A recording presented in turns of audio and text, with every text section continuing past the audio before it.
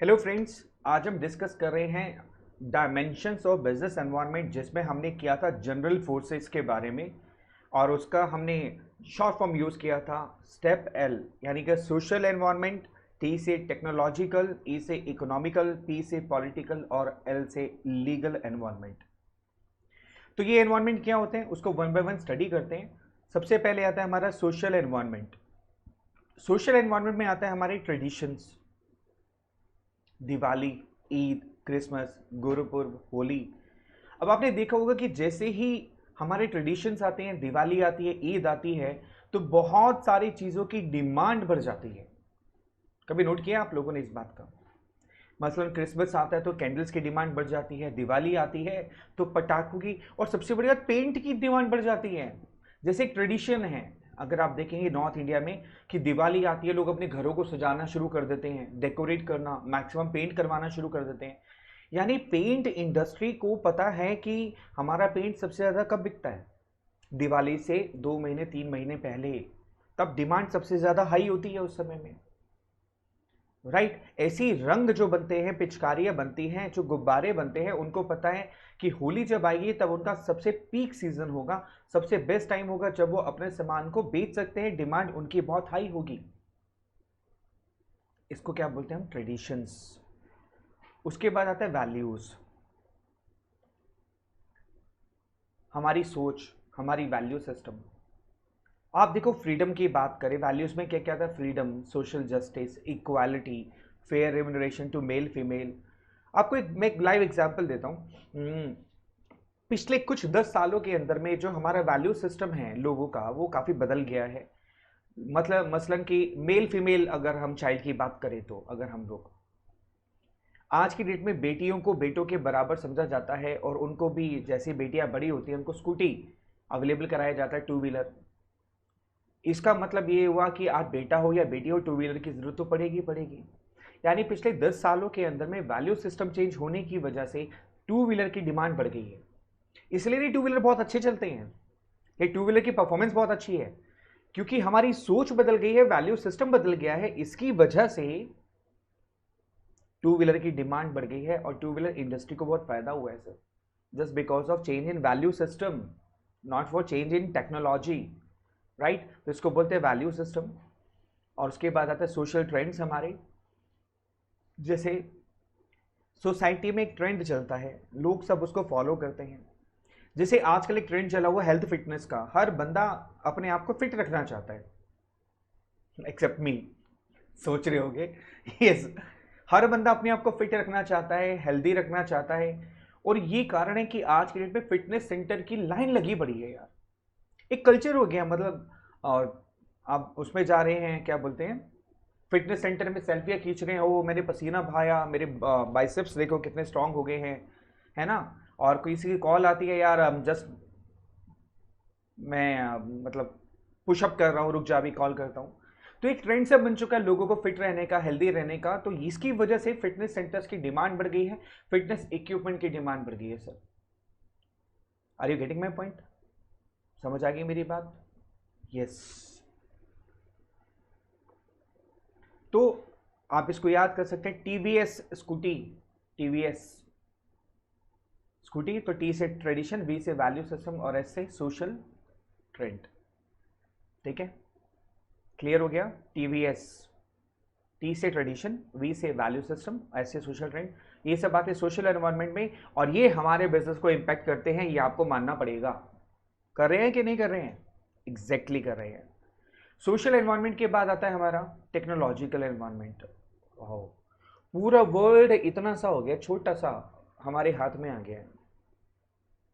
आज इटली में क्या चल रहा है, अमेरिका में क्या चल रहा है, हमारे हाथ में, हमारे मोबाइल में, हमारी जेब में, चलते फिरते, सुनते उठते बैठते हमारे पास अपडेट रहती है सर।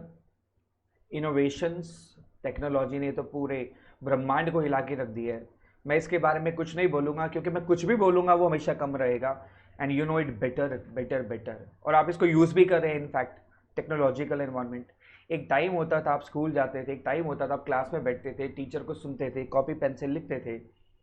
आज आप अपनी पोजीशन में टेक्नोलॉजी यूज़ कर रहे हो, मोबाइल पे, लैपटॉप पर, कहीं पर भी इस वीडियो को आप देख रहे हो, आराम से बैठ के सुन रहे हो, नोट्स बना रहे हो, हेडफोन लगा करके सुन रहे हो, sir it's innovation. New techniques bring something new and better. हमेशा टेक्नोलॉजी कुछ नया लाती है, कुछ बेटर लाती है, तो इसका मतलब ये हुआ कि कुछ चीज़ें पुरानी भी हो जाती हैं। ध्यान रखना, new techniques bring something new and better, इसका मतलब नई नई चीज़ें आएंगी तो कुछ चीज़ें पुरानी भी हो जाएंगी ना सर, यानी उनकी वैल्यू खत्म हो जाएगी। Sorry. Threat for someone and opportunity for other. देखो ये बात बहुत हार्ड फैक्ट है कि टेक्नोलॉजी जब भी आती है, जब भी बदलाव लेकर आती है, तो किसी के लिए थ्रेट बन जाती है और किसी के लिए अपॉर्चुनिटी। जो टेक्नोलॉजी ड्रिवन होते हैं, जो टेक्नोलॉजी को यूज करते हैं, उनके लिए तो अपॉर्चुनिटी बन जाती है। लेकिन उनका क्या, जो टेक्नोलॉजी यूज नहीं करते सर, उनके लिए तो बहुत बड़ी थ्रेट हो गई है। मसलन मैं आपको बताऊं कि हम टेक्नोलॉजी यूज कर रहे हैं, तो मैं यहाँ अपने स्टूडियो में बैठ करके यहाँ पर मैं पंजाब के बच्चों को भी टीच कर पा रहा हूँ। Believe me, I am teaching the students of Punjab from here, from my studio itself. मेरे लिए अपॉर्चुनिटी होगी कि मैं जो पहले नहीं कर पा रहा था वो आज कर पा रहा हूँ। लेकिन उसके बारे में क्या, जो होम ट्यूशन पढ़ाते हैं, जो बगल में घर में जाकर ट्यूशन पढ़ाते थे, वो उसको भी नहीं पढ़ा पा रहे हैं। जो दो घर दूर रहता है, अपने घर पर भी बुला करके नहीं पढ़ा पा रहे हैं because of this lockdown period. तो technology is a threat for someone and opportunity for another. अगर आप अपॉर्चुनिटी के लिए इसको यूज करते हो तो it's going to give you a lot of gains, नहीं तो थ्रेट होगा ही होगा sir. Discovering new ways of production and services. अब कंपनियां रोबोट को यूज कर रही हैं। आपने देखा होगा कि जैसे कोरोना वायरस आया, बहुत सारे हॉस्पिटल्स ने बहुत सारी नई टेक्निक्स यूज करनी शुरू कर दी, रोबोट यूज करनी शुरू कर दी। आपने देखा होगा कि अभी रिसेंट टाइम में बहुत सारी टेक्नोलॉजिकल चेंजेस आए हैं। लाइक अगर मैं बात करूं, वो क्या बोलते हैं उसको, मास्क जो लगाते हैं मुंह पे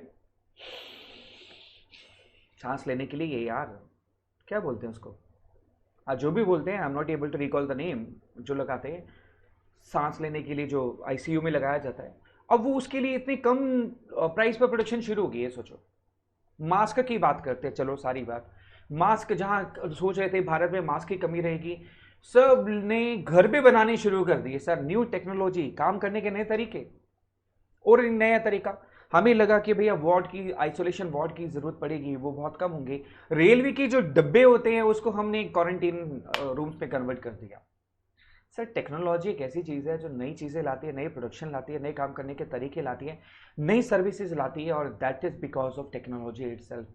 तो इसका मतलब ये है कि कुछ चीज़ें पुरानी भी होंगी, कुछ चीज़ें बर्बाद भी होंगी, कुछ चीज़ें आउट ऑफ डेट भी होंगी, और कुछ चीज़ों की कमी भी आएगी। कार्बन इंडस्ट्री को देख लो ना, फोटो स्टेट मशीन आई तो कार्बन से लिखने वाले जो इंडस्ट्री थी सदियों पुरानी, वो फेल होगी, खत्म, बाहर। अब आप देखो ना, आप और मैं कितने लोग कैमरा यूज करते हैं फोटो खींचने के लिए। टेक्नोलॉजी आगे, मोबाइल में फोटोज आप खींच सकते हो, तो बस ठीक है, फिर क्या जरूरत है।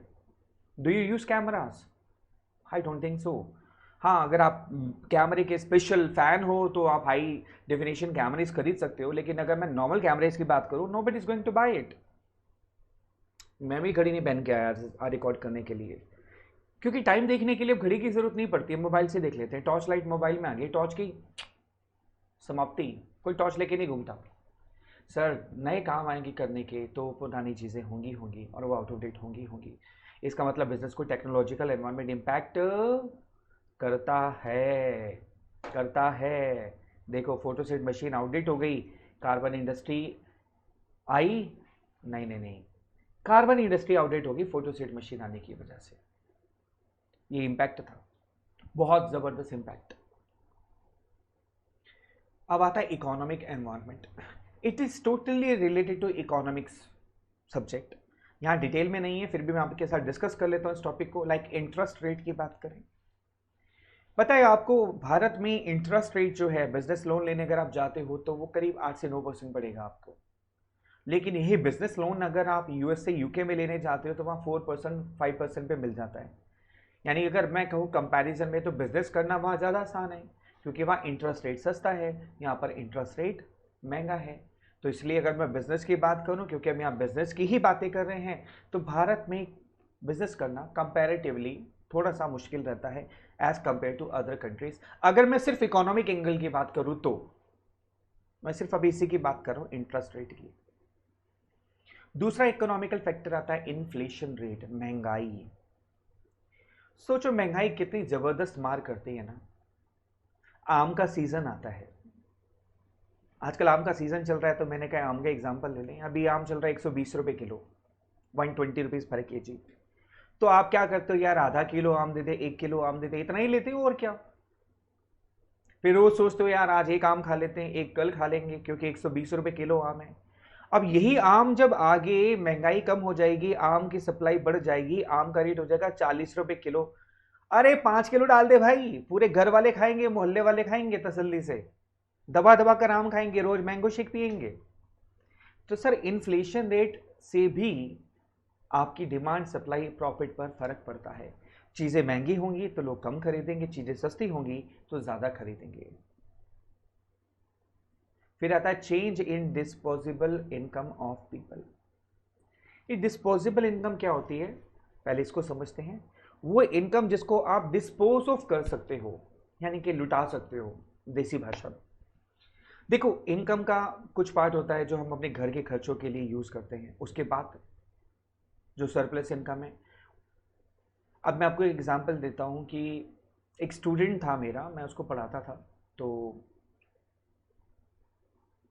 वो कहता है सर मुझे पढ़ाई लिखाई नहीं करनी। मैंने कहा क्यों पढ़ाई लिखाई नहीं करनी बेटा। कहता है देखो सर, मैं इकलौता लड़का हूँ, मेरा घर है, घर में भी कुछ फ्लोर्स है जो रेंटल इनकम आती है, इसके अलावा 2 दुकानें हैं, वहाँ से भी रेंटल इनकम आती है, और बहुत अच्छी रेंटल इनकम आती है, 2.5-3 लाख रुपए पर मंथ की इनकम है। घर भी अपना, दुकानें भी अपनी, गाड़ी भी अपनी, रेंटल इनकम भी आ रही है। तो सर मेहनत करके क्या करना है, ऐश करे ना। अब आप सोचो कि अगर आप उसकी जगह पर हो, मैं ये नहीं कहता कि पढ़ाई लिखाई छोड़ दो, क्योंकि इट्स ऑल अनस्टेबिलिटी, तो आपको पढ़ना लिखना जरूर चाहिए और आपको बिजनेस को और ग्रो करना चाहिए। मैंने उसको भी समझाया कि बेटा आज जिस लेवल पर आपके पापा ने बिजनेस स्टैंड किया, उसको 10 गुना और लेकर के जाओ और उसके लिए पढ़ो। मेरे कहने का तात्पर्य यह है कि अगर आपके पास एक फिक्स इनकम आ रही है 5 लाख रुपए महीने की, तो कहाँ खर्च करोगे आप। आपका घर अपना है, गाड़ियां अपनी हैं, कपड़े आप ले चुके हो, कितने कपड़े खरीद लोगे आप। हर महीने आ रहे हैं तो उसको आप डिस्पोज ऑफ करते हो। डिस्पोज ऑफ कहीं ना कहीं ऐसी जगह खर्च करने की कोशिश करते हो जहां पर कि आपको सेटिस्फेक्शन मिले। अब मैं रिवर्स बात करता हूं। अगर मान लीजिए ये डिस्पोजेबल इनकम वहीं खर्च की जाती है जहां यूनिक चीजें हों, जैसे पेंटिंग की बात करें, एंटीक आइटम की बात करें, लग्जरी कार की बात करें, वो तभी आदमी खरीदेगा जब उसके पास डिस्पोजेबल इनकम ज्यादा होगी।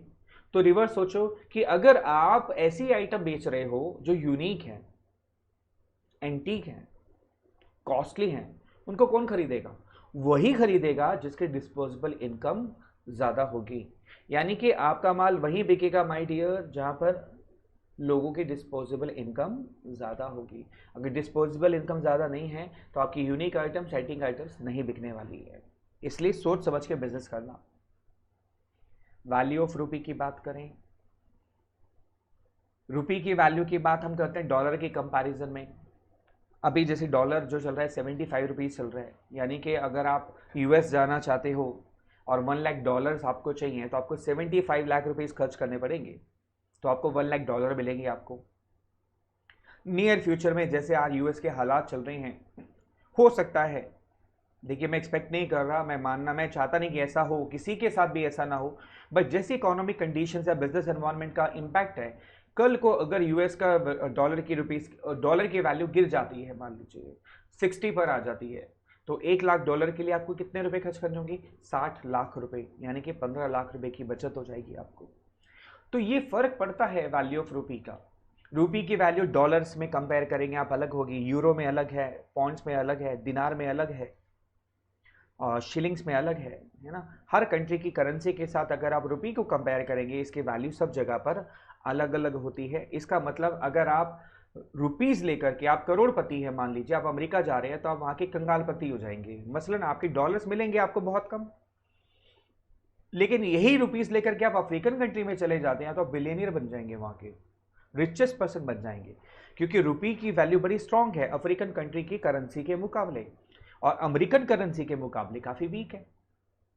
तो वही सेम रुपीस अमेरिका जाते हो तो आपको लगेगा कुछ भी हाथ में नहीं आया, और अफ्रीका जाते हो तो आपको लगेगा वी आर रिचेस्ट पर्सन।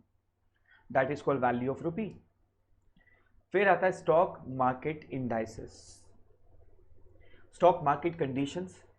देखो स्टॉक मार्केट जो होती है ऑफ कोर्स वो किसी भी कंपनी को उसकी परफॉर्मेंस को रिप्रेजेंट करती है, लेकिन क्या आप ये बात मानोगे कि लॉकडाउन की वजह से जो स्टॉक मार्केट एकदम गिरी, जिसमें एक दिन के अंदर कई लैक्स ऑफ करोड़ रुपीस का नुकसान हुआ, वो नुकसान किसकी वजह से हुआ?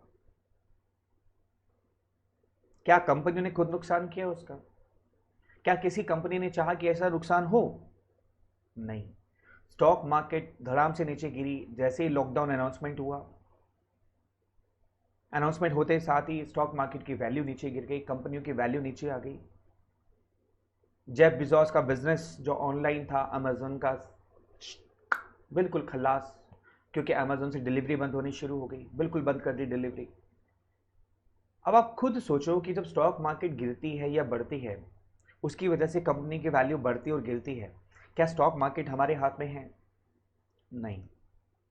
स्टॉक मार्केट इतनी बड़ी मार्केट है, मैं आपके साथ शेयर करूंगा जब हम चैप्टर करेंगे फाइनेंशियल मार्केट, मैं आपको लाइव मार्केट में लेके जाऊंगा। बिलीव मी, बहुत मजा आएगा जब हम फाइनेंशियल मार्केट चैप्टर करेंगे ना आपके साथ में, मैं आपको लाइव मार्केट में लेके जाऊंगा। हाँ, I will show you live market, market कैसे चलती है, कितनी डीमैट अकाउंट्स हैं, हमारी वैल्यू कितनी है, कितने शेयर होल्डर्स हैं, सब दिखाऊंगा आपको लाइव। यस, बहुत मजा आएगा उस चैप्टर में। लेकिन स्टॉक मार्केट की वजह से कंपनीज की वैल्यू बढ़ती घटती है जो हमारे हाथ में नहीं है। That is the part of business environment जो इंपैक्ट करता है हमारे बिजनेस को। फिर आता है ग्रॉस मार्केट प्रोडक्ट, यानी कि प्रोडक्शन। प्रोडक्शन जितनी ज्यादा होगी, इसका मतलब सप्लाई उतनी ज्यादा होगी। जितनी ज्यादा सप्लाई होगी my dear, definitely price fall करेगा, क्योंकि जब सप्लाई डिमांड से ज्यादा हो जाती है प्राइस फॉल करता है।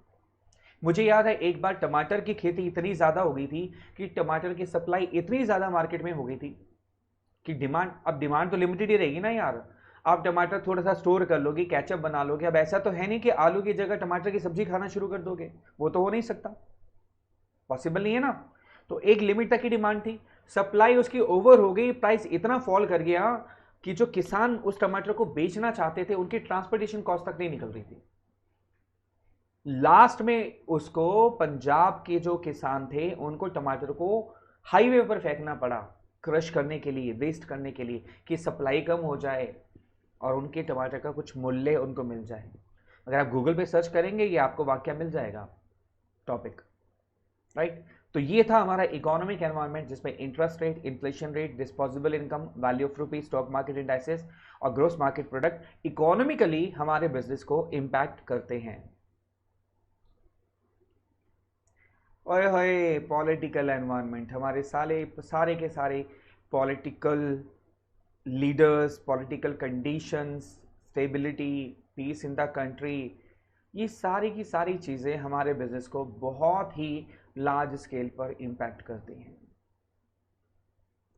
देखो पॉलिटिकल कंडीशंस जैसी जहाँ की होगी वैसा वहाँ का एनवायरनमेंट होगा। और इसका रीसेंट एग्जाम्पल मैं बात करूँ तो अगर हैदराबाद की बात करूँ तो वहाँ पर पॉलिटिकल कंडीशंस अलग हैं। अगर मैं दिल्ली की बात करूं तो यहाँ पर पॉलिटिकल कंडीशंस अलग हैं। अगर मैं वेस्ट बंगाल की बात करूं वहाँ पर पॉलिटिकल कंडीशंस अलग हैं।